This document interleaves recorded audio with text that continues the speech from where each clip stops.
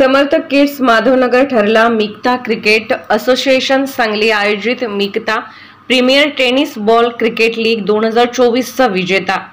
सांगली जिल्ह्यातील tennis ball क्रिकेटमधील नामांकित क्रिकेट स्पर्धा दिनांक 17 जानेवारी ते 21 जानेवारी दरम्यान छत्रपती शिवाजी महाराज क्रीडांगण सांगली येथे सदरची स्पर्धा पार पडली।